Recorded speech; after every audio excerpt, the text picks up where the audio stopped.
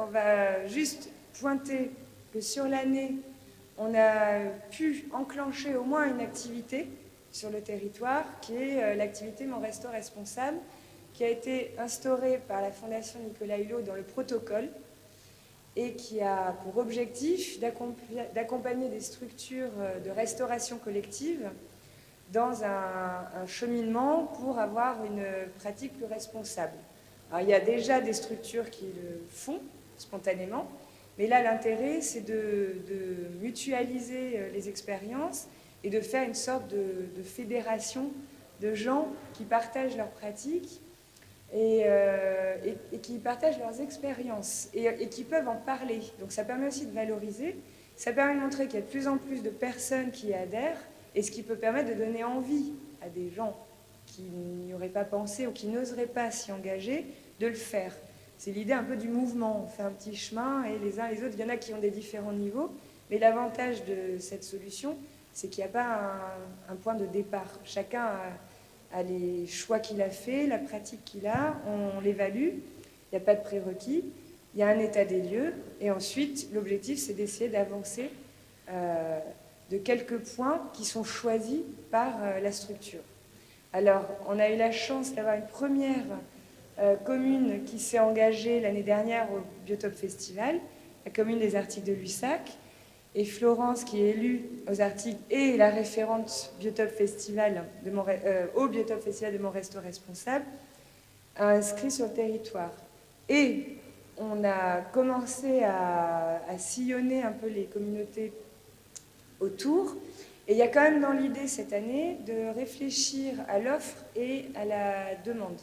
Donc c'est de faire un état des lieux des collectivités qui seraient prêtes à s'engager dans le mouvement Mon Resto Responsable pour arriver à comptabiliser combien il y aurait de personnes, de personnes bénéficiaires d'une offre et voir l'offre de production locale.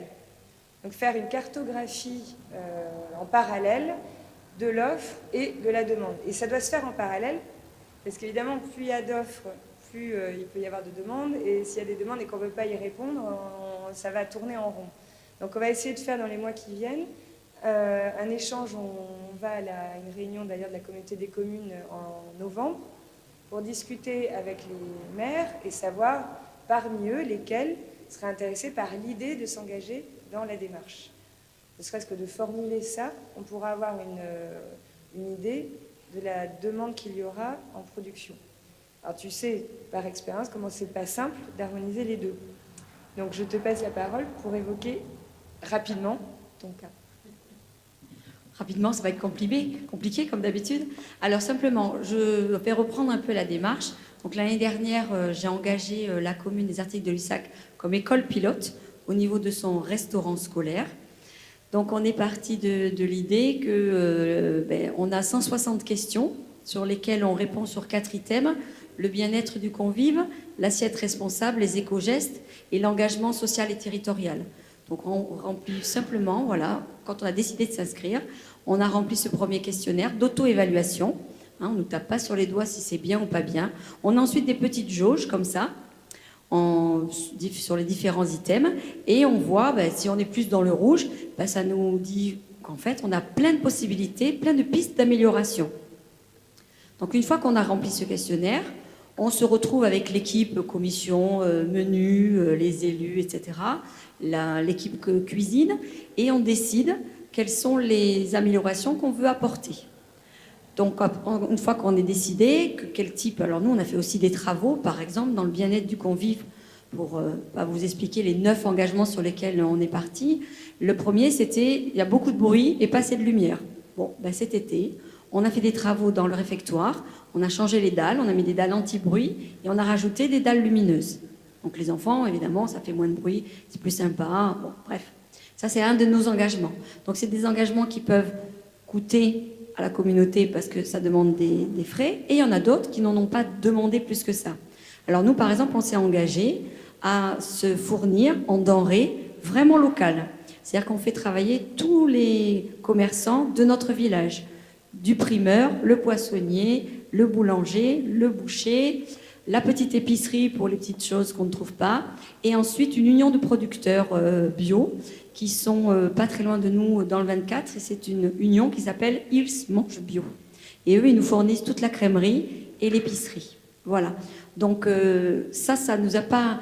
On a fait le bilan du mois de septembre, ça ne nous coûte pas plus cher en achat de denrées de passer en local et en bio à peu près à 50%, parce que par exemple la viande du boucher n'est pas estampillée bio, mais par contre c'est des petits producteurs. Les vaches que nos enfants mangent sont dans les prés à 5 km, à Saint-Denis-de-Pile par exemple. Voilà, donc ils ne sont pas estampillés bio, mais moi je peux considérer que oui, c'est biologique, parce qu'ils respectent la vie.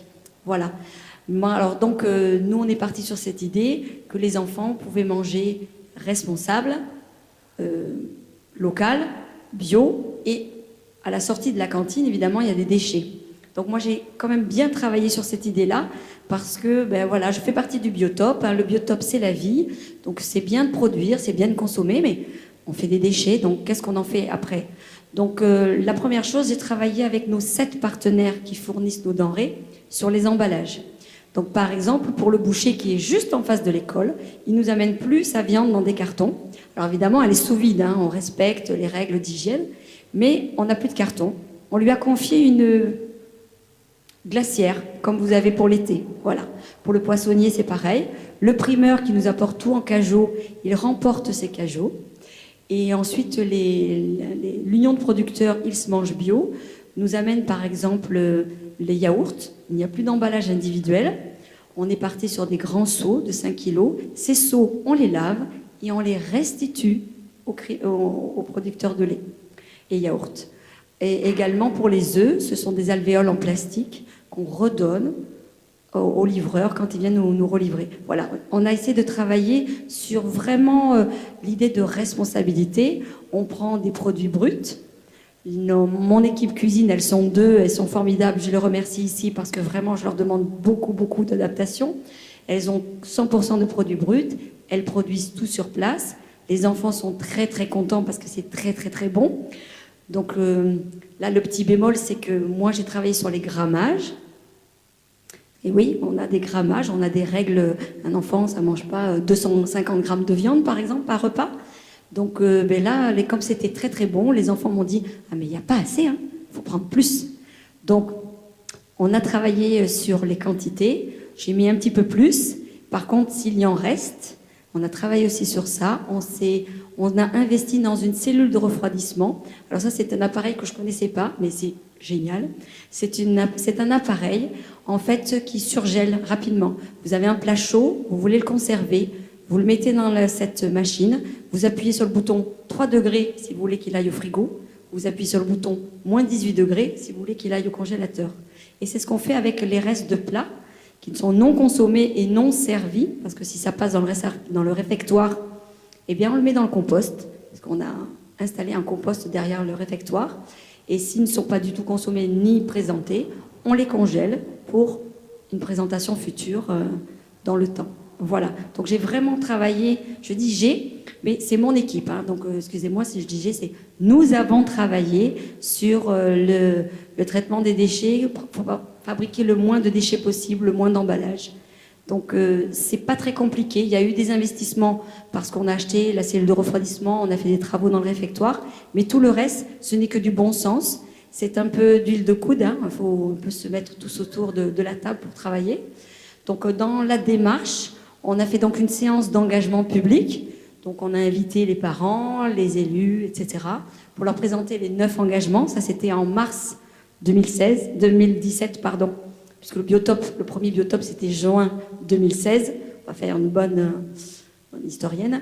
Donc en mars 2017, ma séance d'engagement public. On a ensuite tout mis en place à partir de septembre 2017. Et donc ça, c'est la mise en place. Et la 4e phase, c'est de refaire un questionnaire, de voir qu'en fait nos jauges sont passées du rouge à vert ou presque vert dans certains domaines, donc on est super content.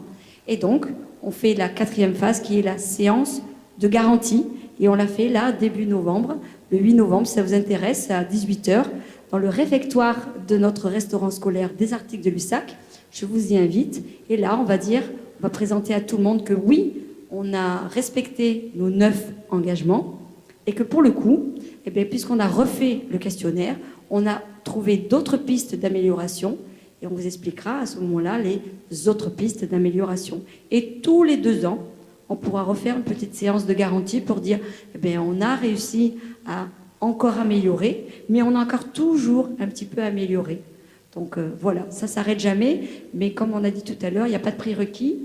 On peut avoir déjà fait plein d'améliorations, on trouve toujours des petites pistes, et on peut partir de zéro et s'améliorer tranquille à notre rythme. Voilà. Merci.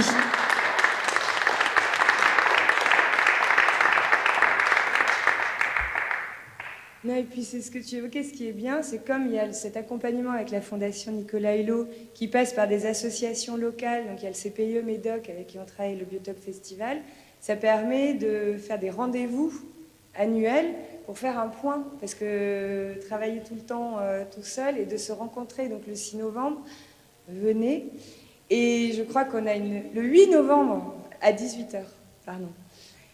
Et je crois que pour la nouvelle année, on a une bonne nouvelle puisqu'il y a une deuxième commune qui propose de s'engager dans la démarche. Donc j'espère que vous serez là le 8 novembre. Et il y aura une représentante de Mon Resto Responsable de la Fondation Nicolas Hulot. Ça veut dire que dans quelques mois, on refera une séance d'engagement. Donc on aura beaucoup d'occasions de se voir. Parce que si on a à chaque fois une séance d'engagement, on peut imaginer que tous les mois, on ait un petit rendez-vous. On va se souhaiter ça dans l'année. En tout cas, on vous remercie de rejoindre la dynamique. Et l'année prochaine, il y aura au moins 2 restitutions, ça veut dire, puisque chaque année, on refera le point. Et on espère que ça fera un petit train qui va faire son chemin tout le temps. Tu as un mot à ajouter? En tout cas, félicitations à l'équipe, à toi et à toute l'équipe, parce que c'est un travail d'équipe.